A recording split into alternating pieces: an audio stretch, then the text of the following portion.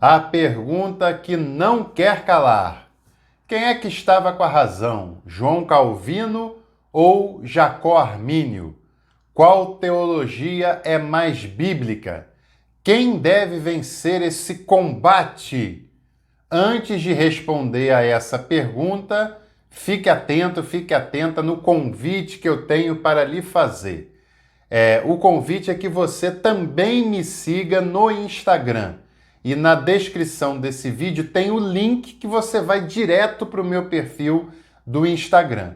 Lá também a gente posta e produz algumas coisas relacionadas à teologia, ao conhecimento bíblico, teológico.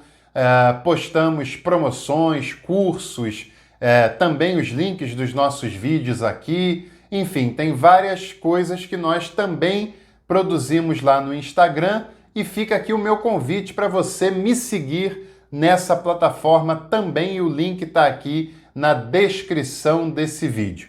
Um outro convite que eu tenho para lhe fazer é que você pode usar esse espaço aqui do nosso canal para mandar a sua pergunta. Eu sei que você, assim como todo mundo que se interessa por teologia, por Bíblia, por igreja, tem alguma dúvida a ser compartilhada, a ser tirada. A sua dúvida também pode ser a dúvida de outras pessoas. Então, quando a gente responde, não é só você que a gente está ajudando, mas podemos estar ajudando a várias outras pessoas. E aqui na descrição do nosso vídeo também tem um endereço de e-mail. E você pode usar esse e-mail mandando a sua dúvida, mandando a sua sugestão.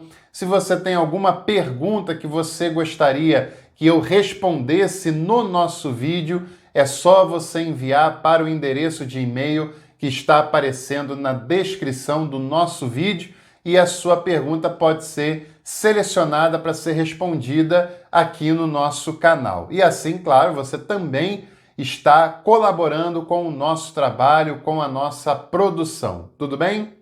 É claro que eu fiz apenas uma provocação no início desse vídeo falando sobre a briga que produziram entre Calvino e Armínio, que é uma briga, como eu tenho falado, improdutiva, infértil e artificial. Calvino e Armínio foram dois grandes pensadores e hoje a teologia contemporânea já tem elementos, já tem parâmetros que vão além, que superam as discussões que foram do tempo de Calvino e de Armínio. Você sabe que todo ser humano é fruto do seu tempo. E não é diferente com Calvino, com Armínio e com todos os outros que a gente puder pensar. E nós também somos frutos do nosso tempo. E no nosso tempo a teologia já dispõe de elementos que superam, que vão além da época de Calvino e de Armínio. E daqui a 200 anos, muito do que nós produzimos hoje, o pessoal de lá vai achar que era uma certa perda de tempo, porque a humanidade vai caminhando, vai avançando, vai produzindo cada vez mais, né? Agora, se você acompanhou os nossos vídeos especiais do mês da Reforma, você me ouviu falando algumas vezes sobre isso. E, aliás, tem aqui no card que eu vou deixar para você uma playlist muito especial que nós selecionamos de todos os vídeos que nós publicamos no canal no mês da Reforma. Ao clicar nessa playlist aqui no card, você vai poder acompanhar na íntegra e também na sequência todos os vídeos produzidos com aquela finalidade. E naquele período eu falei sobre a infertilidade que é essa discussão hoje entre Calvino e Armínio. Mas, como eu falei um pouco sobre a teologia de Calvino, eu pedi para você comentar lá no vídeo para a gente fazer um vídeo também sobre a síntese da teologia arminiana. E é claro que vídeos dessa natureza são apenas uma síntese, porque foram pensadores muito produtivos, pensadores que deixaram uma obra muito vasta e que a gente não teria condições de esgotar todo esse conteúdo. Mas vou falar um pouquinho dos pontos principais da teologia de Armínio. Quando nós pensamos sobre Calvino, a gente sempre fala que a ênfase teológica de João Calvino era sobre a predestinação e principalmente sobre a soberania de Deus. Como se o Armínio, que a gente sempre coloca como um contraponto, e nem sempre o foi, pensasse exatamente o contrário de Calvino. Mas o Armínio ele não descartou a ideia da predestinação. A diferença é que para o Armínio a predestinação ela não era individual e fatalista como alguns seguidores de Calvino interpretaram posteriormente. Para o Armínio, a predestinação ela era coletiva, ou seja, a igreja, e não deve ser entendida como instituição, mas o conjunto das pessoas salvas pela fé, foi predestinada para o céu, e aqueles que rejeitam a graça de Jesus foi predestinado para não ir para o céu. Outra coisa importante que a gente deve citar é que Armínio continuava acreditando na soberania de Deus. Porém, ele fazia uma ressalva interessante, que mesmo Deus sendo soberano, ele concedeu na sua soberania liberdade para os seres humanos, caso contrário, tudo seria um grande faz de contas.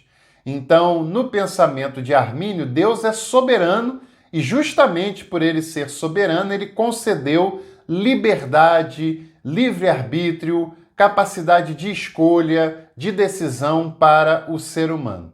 E ele também concorda que o ser humano ele tem parte da sua integridade corrompida pelo pecado, mas isso não destrói a imago Dei, a imagem de Deus, que está presente em todos os seres humanos. E é claro que o ser humano continua necessitando da graça de Jesus, continua necessitando da fé em Jesus Cristo, do agir do Espírito Santo na sua vida para escolher o caminho da salvação. Porque pense, isso não é apenas uma questão de pecado. Deus é perfeito e todo ser criado é imperfeito, toda criatura é imperfeita, assim como o ser humano. E toda criatura imperfeita opta naturalmente pela imperfeição. E só pode optar pela perfeição por ajuda de quem é perfeito. Porque o natural é que o imperfeito se familiarize com aquilo que é imperfeito, tal como ele. Não é? É claro que o Armínio tem como ênfase teológica o livre-arbítrio humano dado por Deus. E Deus não viola, não violenta essa liberdade concedida ao ser humano que foi dada por ele próprio, né? E outros pontos também importantes na teologia de Armínio é que para ele a eleição é condicional. Deus elegeu para a salvação, mas tem uma condição para isso. E a condição é a fé. Pela graça sois salvos por meio da fé, que também não vem de nós, é dom de Deus. O Armínio dizia que o ser humano foi eleito, mas há uma condição para essa eleição, que é a resposta através da fé que o ser humano dá diante da graça de Deus.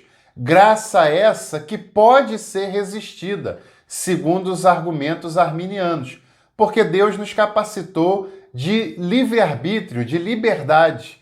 É claro que não devemos resistir à graça de Deus, mas se o ser humano quiser fechar o seu coração, quiser dizer não a essa graça de Deus, ele tem liberdade para isso, embora seja uma péssima escolha. Também, na teologia de Armínio, a redenção era ilimitada. Jesus não concedeu redenção e salvação apenas para um grupo, mas concedeu para todos os seres humanos. Alguns não serão redimidos porque rejeitarão essa graça. Mas o desejo de Deus é que todos e todas sejam salvos, sejam salvas. Por isso, Jesus garante a redenção e expande essa redenção para toda a humanidade. E o seu desejo é que toda a humanidade, por meio da fé, aceite, receba, se abra diante da sua proposta de salvação.